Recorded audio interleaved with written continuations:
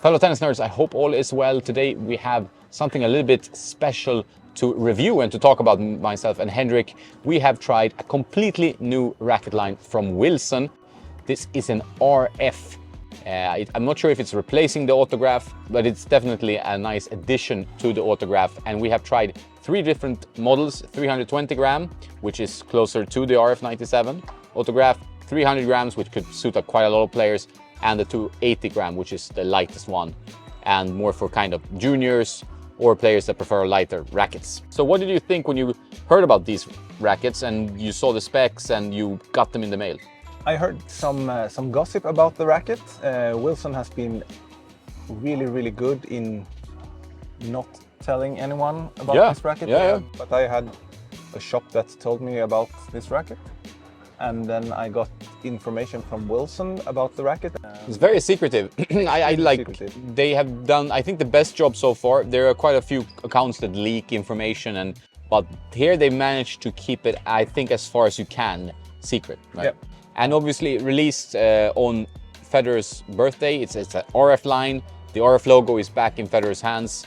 But for most Federer fans, this would be pretty huge, I would say. Yeah, I would say so, because since it's not like a paint job, it's not like a refreshment of an old frame. It's a completely new mold, completely new idea. It's been designed, and Wilson has been collaborating with Roger very intensively for 2 years. So this has been in the works for a very long time, and this is like made by Federer, so to say. Exactly. So I guess the idea is, and I'm not sure what we will see, but if Federer would play exhibition matches now, I mean, obviously his knees are not good and he's retired, the 320 would be his racket of choice, as far as I understand. Yes, I think that he will use it like it is, because when you play with this racket, when you play with the 320 gram version that is called the RF Pro. RF Pro, yeah. It feels very pro stock. Yeah. It has leather grip. The grip shape is a bit more squarish than normal Wilsons, I would say. It feels almost like a bit of a head TK82 type of shape. The older head rackets, not that old, not the TK76, which was way old, but if you go back 10, 15 years, head used to have a little bit more of a rectangular grip shape, which is now more common on like Technifiber rackets. Yeah. It's not as extreme as Technifiber rackets, but it's a bit more... rectangular. Rectangular, that was the word. Yeah, it's an elliptical shape. Yeah, elliptical beam, similar to Wilson Shift-ish, right? Like it's a little bit like the Pro Staff meets a Shift, in my opinion. Like when you have to see these rackets, they have more of a Pro Staff style control and feel, some crispness from the Shift line, and also the racket shape, I would say, is a bit more towards the Shift. Yeah, and they have also made a very interesting dynamic type of string pattern, because in the center, the strings are extremely dense. Yeah. It's a 98 square inch head size, but the string pattern in the center is like it is a 2024 string pattern or something. It's extremely dense, and then it opens up extremely much out in the edges of the hitting area. So more forgiving. I mean, if you hit off center, you want forgiveness, because if you have a very dense pattern towards the edges, the ball is just going to go boop, you know? Yeah. But while you have some forgiveness, there's a chance that the ball actually goes somewhere. So I think that is the whole idea behind it, you know?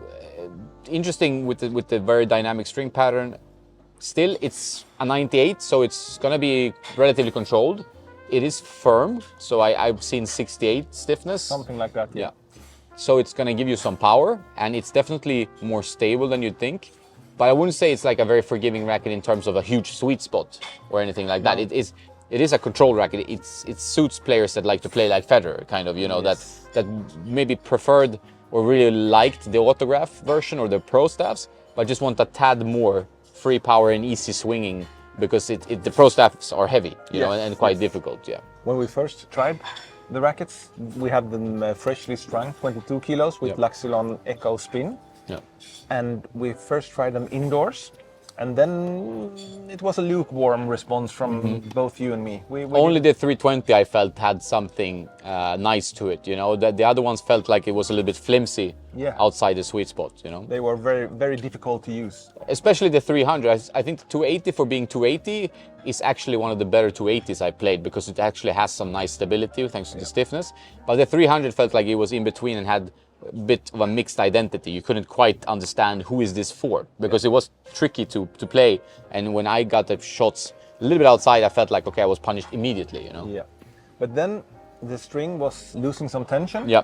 And we were playing outdoor on a very damp clay, and the balls became very heavy. The string pattern opened up a lot. And then all of a sudden, the rackets felt really, really good. Yeah. I mean, we both played Good tennis, yeah. Good, really good ball. We could whip through the ball, and it had a very solid response. We got very good bite in the ball. We got good control, good power. It was amazing on slice. Yeah, I mean, you could see that it's a Roger racket. Like you can see that this line is made for players that either adore Roger or wants to play like Roger, or you are Roger. You know, it's like a slice, very solid at the net. All three models played really nice at the net, you know, and then stable, you could control the ball. On slice, serve was good as well. You served well with this racket. Obviously, it's not going to be the most forgiving with the 98 and with that dense string pattern, but it's for players that want some kind of mix between power and control, right? I would say that. And Wilson, they don't really have a powerful 98 in the lineup. They have the blade, which is more controlled than this, I would say. And this one is a little bit more powerful. It's a bit more powerful because it's a little bit more stiff in the flex. Yeah. And they have some new tweaks to the geometry of the frame as well. Yeah. As you will see on the pictures, the photos of the racket, you will see what we are talking about. I would say it's a pretty string sensitive though. Yeah, I would. Yeah, if you string it too high, I think it will be board-like in some versions. Yeah. So I would definitely consider stringing this relatively low. Yes. Like, you know, if we talk 22 kilos with this string, that's 49 pounds. I would definitely consider even stringing like down to 45 pounds, like 20 kilos-ish. Even 40, especially in the 300, because that, since it doesn't really have the mass. Then you need the string to take a bit more of the power and send it back, kind of. Yeah. Because you have the control from the dense string bed in the center, and then you can let the strings do more of the work, so you don't have the racket to do more of the work. You can obviously customize rackets any way you want them. We tried them stock form. We haven't customized these rackets yet. Really, they don't need customization as long as you string them properly. The 320 gram swings relatively fast, but I would say it's a more demanding racket for most players, the 320, because you need to really get the racket in time in the right sweet spot on your swing. And I would say they are more for flat hitters than what they are for like defensive baseline players. They are for a modern Federer, so to say. Yeah, exactly. And one thing I wanted to get to, I mean, we're obviously, you can hear we're quite enthusiastic about this model. I wouldn't say it's like an immediate home run, but very few rackets are. But it's one of those rackets like you're happy they try something new and it's growing on you as you play with it. And I think like in the beginning you're like, okay, you know, you're lukewarm, Henrik said, and I think that was true. But the more you're playing with them, you start to see the potential in this racket line.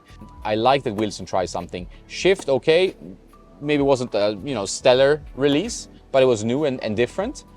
Here's something new and different again. Yeah. So I like that. It makes also much more fun to try. Thumbs up from us to Wilson for trying this new frame geometry, this new frame release. And also we have to talk about the design of the racket. Looks spectacular. Like it looks very, very good. Like very clean. I think this is where Roger must have had a little bit of input. Leather style grip, even the synthetic looks like leather. Yeah. And like as thin silver, the RF logo is beautiful, black, spot on. I would say it's very hard to criticize this. Yeah, and on the butt cap, it's also the RF logo. When you are spinning the racket, you will say either RF up or down. I would say like this could be the best-selling racket line, at least from release, So I think this has a huge potential, partly because Roger's fan base is enormous. And people love the pro stuff, people love black rackets, people love Federer. Yeah. And the rackets are good. The 300 can suit quite a good group of players as long as you maintain that string tension a little bit lower.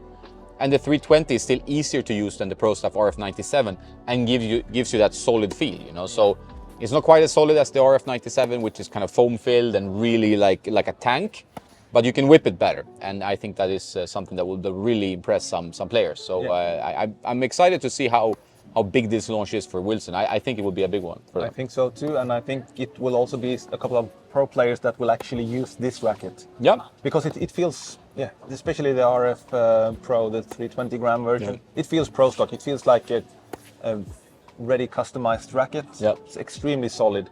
It's a precision instrument, but it has a bit more of a modern feel. So it's a more like, if the pro staff wants to go towards the modern scale of tennis, this is where you would probably land up, with the more elliptical shape and a little bit more forgiving on the outside, and a bit more power. Yeah, a really good new racket from Wilson. Yeah, so super exciting. I'm keen to hear in the comments now what you think about the design. Have you tried this racket? Will you try it? Is Federer enough of a sales of a driver for you to actually pay for this racket or be interested? Let me know. I'm just curious. I think it's an interesting release for many reasons, but also that they managed to keep it secret and that Roger was actually involved in the process. That makes it also more exciting for the fans, I think. So, all right, that's it for this one. I hope you enjoyed it. Have a nice day, and don't forget to play some tennis.